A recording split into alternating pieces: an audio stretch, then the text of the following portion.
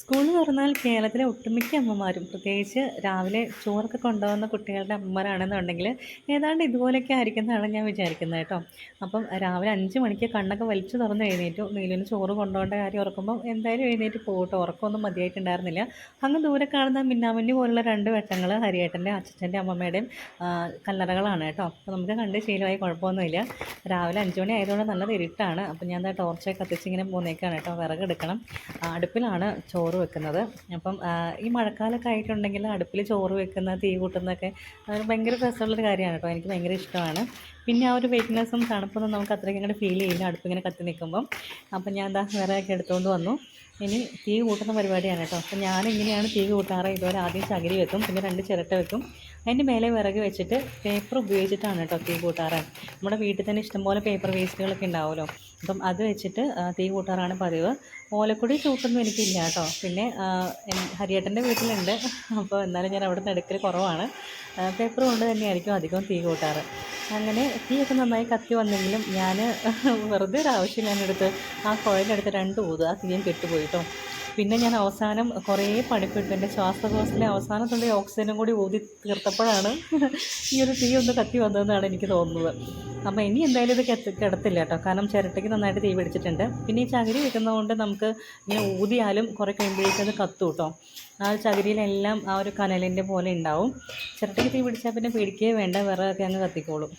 അങ്ങനെ അരി ഇടാനുള്ള കല അടുപ്പത്ത് വെച്ചിട്ടുണ്ട്. ഒരുപാട് ചോറൊക്കെ ഉണ്ടാക്കണമെങ്കിൽ ഞാൻ എന്താ ഈ അടുപ്പിൽ തന്നെയാണ് ഉണ്ടാക്കൽ. കുറച്ചൊക്കെ ഉള്ളതെന്നുണ്ടെങ്കിൽ, അതായത് 4 അരി ചോറൊക്കെ വേണ്ടതെന്നുണ്ടെങ്കിൽ ഗ്യാസിൽ വെക്കും കേട്ടോ.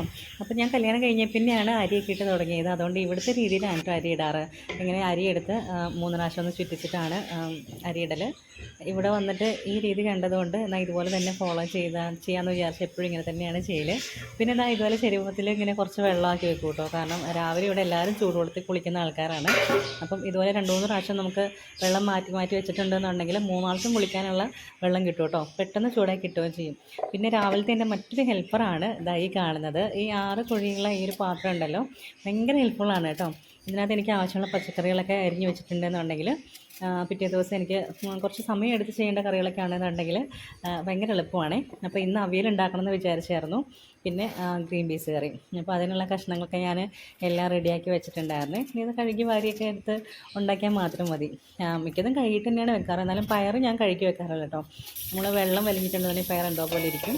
പിന്നെ രാവിലെ എഴുന്നേൽക്കുന്നത് കൊണ്ട് തന്നെ ഭയങ്കര വിശപ്പാണ്. വയറൊക്കെ ഇങ്ങനെ എന്താ കുടൽ കത്തിക്കരിക്കുക എന്നൊക്കെ പറയില്ലേ, അതുപോലത്തെ ഒരു ഫീലൊക്കെ വരും കേട്ടോ. അപ്പം ഇന്നലെ വൈകുന്നേരം ചായക്ക് കൊഴുക്കട്ട ഉണ്ടാക്കിയായിരുന്നു. കൊഴുക്കട്ട എന്നൊക്കെ ഞാൻ ഇത്തിരി ഒരു ഡെക്കറേഷനൊക്കെ ഇട്ട് പറഞ്ഞാണ്. ഞങ്ങളുടെ നാട്ടിൽ ഉണ്ടാകുന്നതാണ് കേട്ടോ പറയാറ്. അപ്പോൾ രാവിലെ 2 ഉണ്ടയൊക്കെ എടുത്ത് വിഴുങ്ങി എൻ്റെ വിശപ്പൊക്കെ ഒന്ന് അടങ്ങിയിട്ടുണ്ട്. പിന്നെ കുറച്ച് ചായ ഉണ്ടാക്കിയെടുത്ത് കുടിച്ചു. നമ്മുടെ ഗ്യാസ് സ്റ്റവ് ഫുൾ എൻഗേജ്ഡ് ആണ് കേട്ടോ. ഒന്നിൽ ഹരിയാനുള്ള ബ്രൗൺ റൈസ് ഉണ്ട്, ചായ, ഗ്രീൻ പീസ് കറിക്കുള്ള സംഭവങ്ങൾ, അങ്ങനെയൊക്കെ ആയിട്ട് ഗ്യാസ് സ്റ്റവ് എല്ലാം എൻഗേജ്ഡ് ആണ്. അപ്പോൾ ആ സമയത്ത് ഞാൻ ഈ ഉണ്ട എടുത്ത് വിഴുങ്ങിക്കൊണ്ടിരിക്കുവാണ്. ഹരിയേട്ടനുള്ള അരി രാവിലെ തന്നെയായിരുന്നു കേട്ടോ. എന്നാലാണ് ലോ ഫ്ലെയിമിൽ ഒരു 10 വിസിലടിച്ചതിന് തവിടോട് കൂടിയിട്ടൊക്കെ വെന്ത് കിട്ടത്തുള്ളൂ. അപ്പോൾ ഇതുപോലെ തേങ്ങയൊക്കെ വെച്ചിട്ടുള്ള സംഭവമാണ് കേട്ടോ നമ്മുടെ നാട്ടിലെ ഈ ഒരു ഉണ്ട. കൊഴുക്കട്ട എന്ന് പറയുമ്പം വേറെ പിടിപോതിരിക്കുന്ന സംഭവത്തിന് ഇവിടെ കൊഴുക്കട്ട എന്ന് പറയുന്നതായിട്ടൊരു അറിവുണ്ട്. എന്തോ. അപ്പോൾ ഇന്നത്തെ കറി എന്ന് പറയുന്നത് നമ്മുടെ ഇരുമ്പുളിയാണ് കേട്ടോ. ഇരുമ്പുളിക്ക് വേറെ നാട്ടിൽ വേറെ പേരൊക്കെ പറയുന്നുണ്ടാവുമെന്നാണ് എനിക്ക് തോന്നുന്നത്. നമ്മൾ ഇരുമ്പുളി എന്നാണ് പറയണത്. അപ്പോൾ അത് ഉപ്പിലിട്ട് വെച്ചിട്ടുണ്ട്. നമ്മുടെ വീട്ടിൽ ഇരുമ്പുളി ഉണ്ടായിരുന്നപ്പം ഞാൻ വെച്ചതാണ്. ഇനിയും ഒത്തിരി ഉണ്ട് കേട്ടോ. പക്ഷെ അത് കഴിഞ്ഞപ്പം ഹരിയണ്ണ അത് വെട്ടി കളഞ്ഞു, കുട്ടികൾ വല്ലാതെ പറിച്ച് തിന്നുന്നതുകൊണ്ട്. അപ്പോൾ ഇരുമ്പുളി കറി വെക്കുമ്പം എപ്പോഴും ഞാൻ കൈകൊണ്ട് ഇങ്ങനെ നന്നായിട്ട് ഉടച്ചു കൊടുക്കും കേട്ടോ. ഉപ്പിലിട്ടതുകൊണ്ട് കുറച്ച് ബലമുണ്ട്. പക്ഷേ ബലം ഉള്ളതുകൊണ്ടല്ല ഞാനിങ്ങനെ ഉടച്ചു കൊടുക്കുന്നത്. ഇരുമ്പുളിയുടെ കറിയാന്ന് പറഞ്ഞിട്ടുണ്ടെങ്കിൽ ഇവിടെ തിന്നാൻ ഇത്തിരി മടിയായിരിക്കും എല്ലാവർക്കും. അപ്പോൾ ഇങ്ങനെ ഉടച്ചു കൊടുത്തിട്ടുണ്ടെങ്കിൽ എന്ത് കഷ്ണമാണെന്നുള്ളത് ആർക്കും മനസ്സിലാവത്തില്ല. അതുകൊണ്ടാണ് ഇങ്ങനെ ഉടച്ചു കൊടുക്കുന്നത്. പിന്നെ ചോദിക്കുകയാണെന്നുണ്ടെങ്കിൽ ദേഷ്യപ്പെട്ട് എന്തെങ്കിലും 2 വാക്ക് പറഞ്ഞിട്ടുണ്ടെങ്കിൽ പിന്നെ എന്ത് കറിയാന്ന് ചോദിക്കുമല്ലോ കേട്ടോ, കഴിച്ചോളും.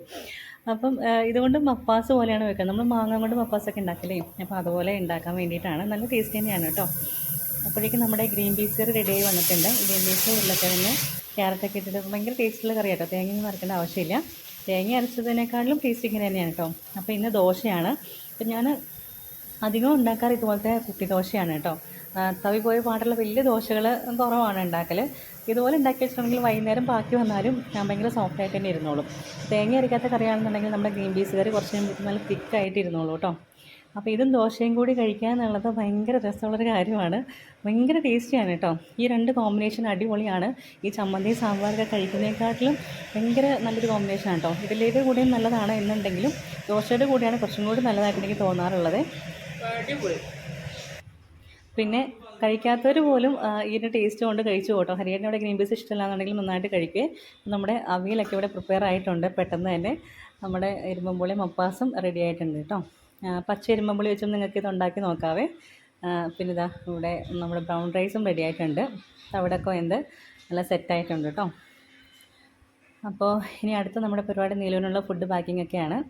ആസ് യൂഷ്വലൊക്കെ ചോറിൻ്റെ കൂടെ തൈരും പിന്നെ കുറച്ച് കറിയുമാണ്.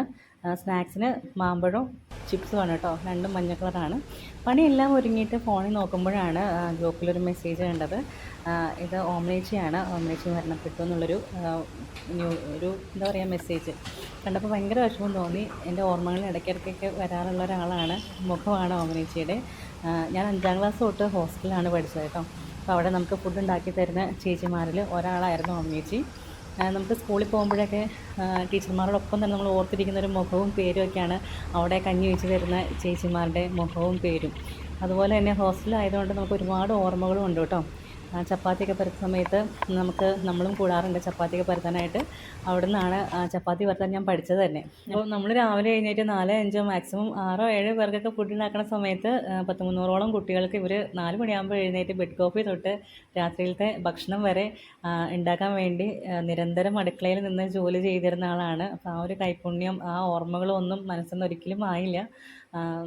രാവിലെ അത് കണ്ടപ്പോൾ തന്നെ ഭയങ്കര ഒരു വിഷമം തോന്നി കേട്ടോ. നമ്മൾ ചെറിയ കുട്ടിയാകുമ്പം അവിടെ ചെന്നതുകൊണ്ട് തന്നെ ആയമാരോടൊപ്പം തന്നെ നമ്മുടെ സങ്കടങ്ങളും നമ്മുടെ കണ്ണുനീരും ഒക്കെ കണ്ടും നമ്മളെ ആശ്വസിപ്പിച്ചൊക്കെ നിന്നവർ ഒരാളാണ് ഓമനേച്ചി. അപ്പോൾ അതുകൊണ്ട് ആ സമയത്തൊക്കെ നമ്മുടെ അച്ഛനമ്മയും കാണുന്നതിനേക്കാട്ടിലും കൂടുതൽ നമ്മൾ കണ്ടേക്കുന്ന ഒരു വ്യക്തിയാണ്. അങ്ങനെയൊക്കെ ഓർക്കുമ്പം ഭയങ്കര സങ്കടം തോന്നി കേട്ടോ. എന്തായാലും ഓമനേച്ചിക്ക് എൻ്റെ പ്രണാമം.